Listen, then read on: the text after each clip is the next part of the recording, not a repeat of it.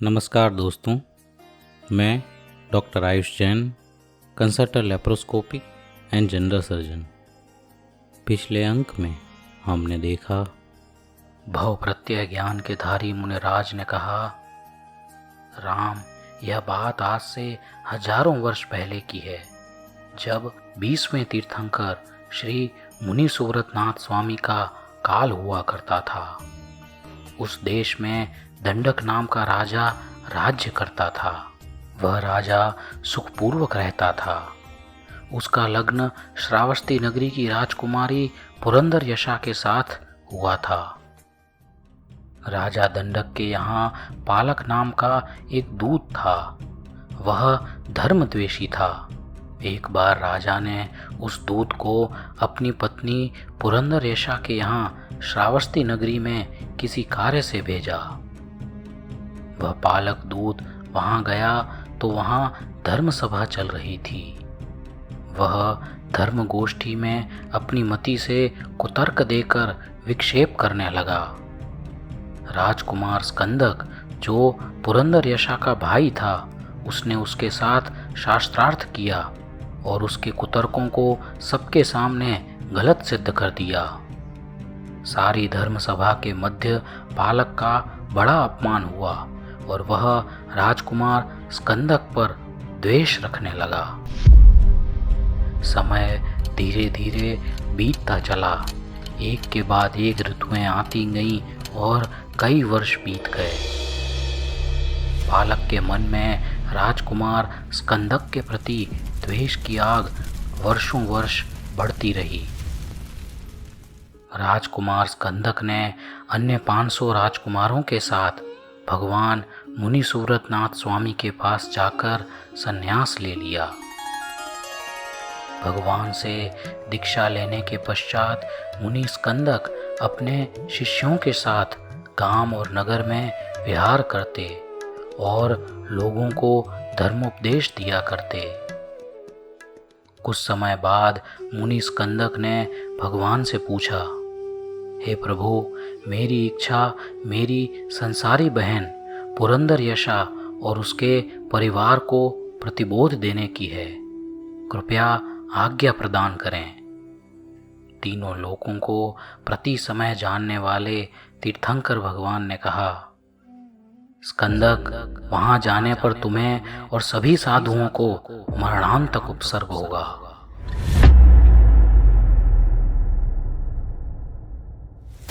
प्रभु की यह बात सुनकर मुनि स्कंदक के मन में पहला विचार यह आया कि भगवान, हम आराधक बनेंगे कि विराधक? हमारी मनस्थिति क्या रहेगी? क्या हम समता भाव से वह उपसर्ग सहन कर पाएंगे? मुनि स्कंदक के प्रश्नों का भगवान ने उत्तर दिया, स्कंदक, एक तुम्हारे सिवाय सारे शिष्य समता भाव में रहेंगे। भगवान की यह वाणी सुनकर उन्हें आश्चर्य हुआ। फिर भी उन्होंने कहा, प्रभु, यदि मेरे सिवाय सभी साधु आराधक होंगे तो मैं स्वयं को सफल समझूंगा। स्कंदक मुनि अपने 500 शिष्यों के साथ कुंभकारण नगर की ओर चल पड़े। उन्हें आते देख पालक का वैर जागृत हुआ। राजकुमार स्कंदक ने उसका जो धर्म सभा में अपमान किया था, वह उसने प्रतिदिन स्मरण करके और गहरा किया था और अपने वैर और धर्म द्वेषता के कारण वह ये भूल चुका था कि अब यह मुनि बन चुके हैं। उसने साधुओं को एक उद्यान में ठहरवाया और गुप्त रूप से रात्रि में उस भूमि में कई अस्त्र और शस्त्र गड़वा दिए। राजा दंडक मुनि को वंदन करने आया। मुनिराज ने राजा और प्रजा को धर्मोपदेश दिया। राजा जब महल में आए तो पालक ने एकांत में राजा को बताया, महाराज, यह स्कंदक मुनि ढोंगी है। इसके प्रत्येक शिष्य एक शूरवीर योद्धा हैं। इन्होंने अपने अस्त्र शस्त्र उद्यान की भूमि में गाड़ के रखे हैं। यह आपका राज्य लेने के लिए आए हैं और राज सिंहासन पर अपना अधिकार पाना चाहते हैं। यह सूचना मुझे अपने एक गुप्त भेदिये के द्वारा प्राप्त हुई है। अगर आपको मेरी बात पर विश्वास नहीं तो स्वयं ही चलकर देख लें। राजा यह बात सुनकर स्तंभित रह गया। वह पालक के साथ उद्यान में आया। पालक के द्वारा दिखाई हुई भूमि खुदवाकर उसने शस्त्र निकलवाए। उसके हृदय में मुनि वृंद के प्रति उग्रतम क्रोध उत्पन्न हुआ। उसने पालक से कहा, सन्मित्र, तू मेरा रक्षक है। तेरी सावधानी से ही यह षड्यंत्र सफल नहीं होकर पकड़ में आया। यदि तू नहीं होता या असावधान होता तो यह ढोंगी समूह अपना मनोरथ पूर्ण कर लेता और मेरे परिवार की क्या गति होती। तू मेरा और इस राज्य का और मेरी पूरी वंश परंपरा का उपकारी है। अब तू ही इस दुष्ट समूह को दंडित कर, इन सबको उचित दंड दे और मुझसे पूछने की आवश्यकता नहीं। तू स्वयं समझदार है। राजा आज्ञा प्राप्त होते ही पालक ने तत्क्षण मनुष्य को पीलने का एक यंत्र बनवाया और उसे मंगवाकर वहीं पे गड़वा दिया। आचार्य स्कंदक के सामने वह एक एक साधु को उस घाणी में पीलने लगा। पीलते समय साधुओं को स्कंदक जी ने उपदेश देकर आराधना में तल्लीन बनाया। प्रत्येक साधु इसे अपने कर्मों का फल मानकर और उच्च भावों में रमण करते हुए घाती कर्मों को नष्ट करते गए और घाणी में पीलते पीलते वे केवल ज्ञान को प्राप्त हुए और मोक्ष को प्राप्त हुए। इस प्रकार एक के बाद एक 499 शिष्यों को पालक ने उस घाणी में पिसवा दिया और अंत में शेष रहे आचार्य स्कंदक और उनका छोटा शिष्य। वह बालक था और बचपन में ही उसने गुरु के प्रभाव से दीक्षा ले ली थी। आचार्य स्कंदक ने पालक से कहा, पालक, तेरा मुझसे वैर है। तू पहले मुझे इस घाणी में पील दे, उसके बाद में इस बालक को मारना। इस बाल मुनि का घाणी में पिला जाना मैं नहीं देख सकूंगा। पर पालक के मन में तो उत्कट वैर था। वह आचार्य स्कंदक को अत्यधिक दुखी देखना चाहता था। उसने उनकी मांग ठुकरा दी और उनकी आंखों के सामने बाल मुनि को घाणी में पेलना आरंभ किया। आचार्य जी ने अंतिम प्रत्याख्यान तो किए, किंतु पालक की दुष्टता को वह सहन नहीं कर सके और अपने द्वेषपूर्ण भावों से आचार्य स्कंदक ने निदान किया, मेरी तपस्या के फलस्वरूप मैं दंडक राजा पालक इनके कुल तथा पूरे देश को नष्ट करने वाला बनूं। मेरे हाथों से ये सभी छिन्न भिन्न हों। इस प्रकार निदान करके और इन्हीं भावों में तल्लीन बने आचार्य स्कंदक जी को पालक ने पिलवा दिया। आचार्य मृत्यु के बाद अग्नि कुमार जाति के भवनवासी देवों के रूप में उत्पन्न हुए। 500 मुनियों को घाणी में पेल कर हत्या करने के कारण सारा उद्यान ही मांस और हड्डियों का ढेर बन गया।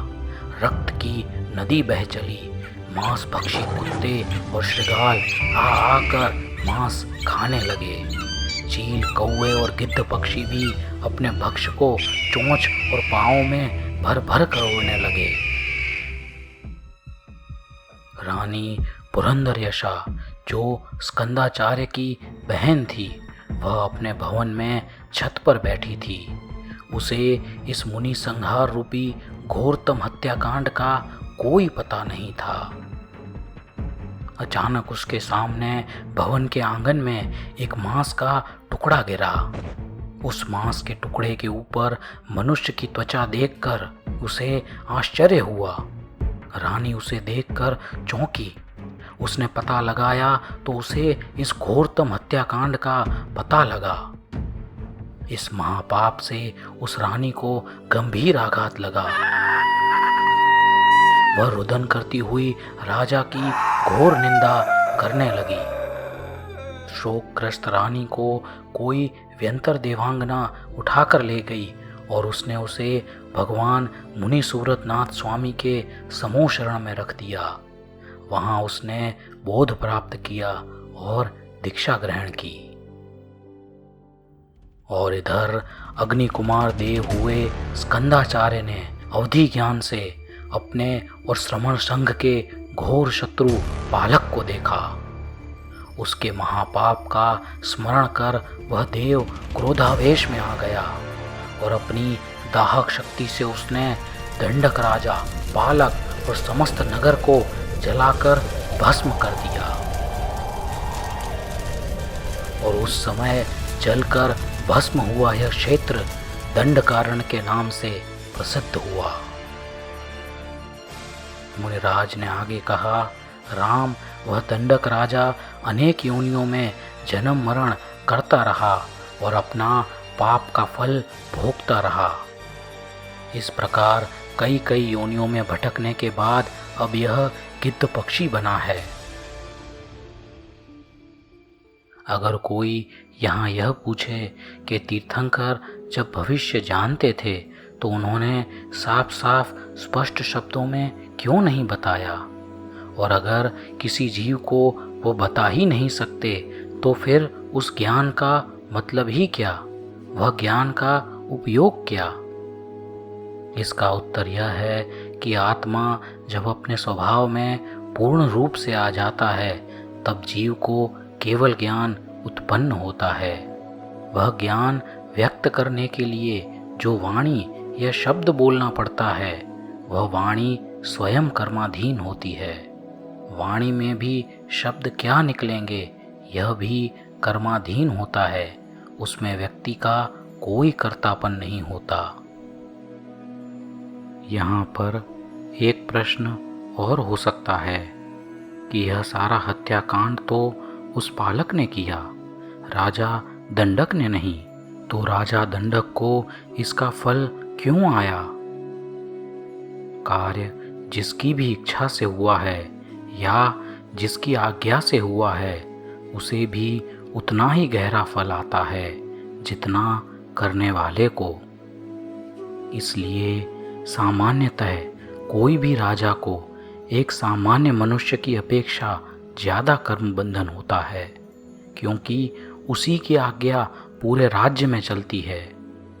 अगर राजाज्ञा से कोई ऐसा कार्य हो कि हजारों लोगों का कल्याण हो तो वैसा पुण्य का बंधन होता है, और अगर कोई ऐसा कार्य हो जिससे हजारों लोगों का अहित हो तो उसे पाप का बंधन भी होता है। अर्थात एक राजा का कर्म बंधन एक सामान्य मनुष्य के कर्म बंधन की अपेक्षा कई गुना ज़्यादा होता है। बालक को भी निश्चित रूप से भयंकर दंड आया होगा, पर उसके विषय में हमें कोई वर्णन इतिहास में नहीं मिलता। अज्ञानता में कर्म बंधन कार्य करने से, कराने से और कार्य की अनुमोदना करने से, अर्थात कार्य कराने वाले को सहमति देने से, इन तीनों प्रकारों से होता है। यहाँ अज्ञानता अर्थात अपने आत्मस्वरूप की अज्ञानता।